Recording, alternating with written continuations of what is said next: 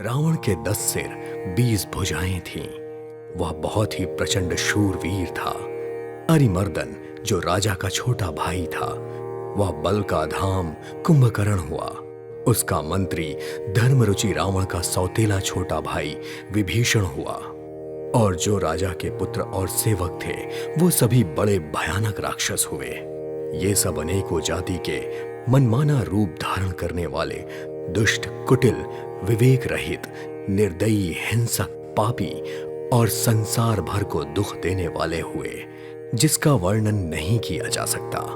यद्यपि ये ऋषि के पवित्र, निर्मल और अनुपम कुल में उत्पन्न हुए, पर ब्राह्मणों के शाप के कारण ये सारे पापी हुए। तीनों भाइयों ने अनेक प्रकार की बहुत कठिन तपस्या की, जिसका वर्णन नहीं हो सकता। उनका तप देखकर ब्रह्मा जी उनके पास गए और बोले, हे तात, मैं प्रसन्न हूं, वर मांगो। रावण ने विनय पूर्वक चरण पकड़कर कहा, हे जगदीश्वर, वानर और मनुष्य, इन दोनों जातियों को छोड़कर हम किसी के मारे ना मरे।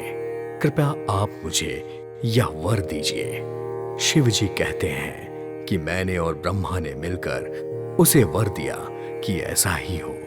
फिर ब्रह्मा जी कुंभकर्ण के पास गए। उसे देखकर ब्रह्मा जी को बड़ा आश्चर्य हुआ। उन्होंने सोचा, यदि यह दुष्ट नित्य आहार करेगा तो सारा संसार ही उजड़ जाएगा। ऐसा विचार कर ब्रह्मा जी ने सरस्वती जी से प्रेरणा लेकर उसकी बुद्धि फेर दी, जिससे उसने 6 महीने की नींद मांगी। फिर ब्रह्मा जी विभीषण के पास गए और बोले, हे पुत्र, वर मांगो।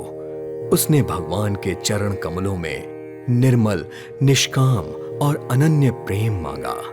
उनको वर देकर ब्रह्मा जी चले गए और वे तीनों भाई हर्षित होकर अपने घर लौट आए।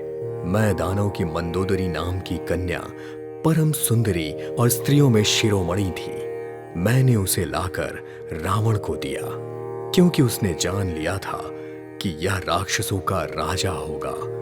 अच्छी स्त्री पाकर रावण प्रसन्न हुआ और उसने जाकर अपने दोनों भाइयों का विवाह कर दिया। समुद्र के बीच में त्रिकुट नामक पर्वत पर ब्रह्मा का बनाया हुआ एक बड़ा भारी किला था। महान मायावी और निपुण कारीगर मैं दानव ने उसको एक बार फिर से सजा दिया। उस किले में मड़ियों से जड़े हुए सोने के अनगिनत महल थे। जैसे नागकुल में रहने के लिए पाताल लोक में सुंदर नगरी है और इंद्र के रहने के लिए स्वर्ग लोक में अमरावतीपुरी है, उनसे भी और अधिक सुंदर और बांका वह दुर्ग था। जगत में यह दुर्ग लंका के नाम से प्रसिद्ध हुआ। वह चारों ओर से समुद्र की अत्यंत गहरी खाई से घिरा हुआ था। उस दुर्ग में मड़ियों से जड़ा हुआ सोने का मजबूत परकोटा था, जिसकी कारीगरी का वर्णन करना असंभव था। भगवान की प्रेरणा से जिस कल्प में राक्षसों का राजा रावण होता है, वही शूरवीर, प्रतापी, अतुलित बलवान अपनी सेना सहित इस लंकापुरी में बसता है। पहले वहां बड़े बड़े योद्धा राक्षस रहते थे। देवताओं ने उन सबको युद्ध में मार डाला। इसलिए अब इंद्र की प्रेरणा से वहां कुबेर के 1 करोड़ रक्षक रहते हैं। रावण को यह खबर मिली तो उसने अपनी सेना के साथ जाकर किले को घेर लिया।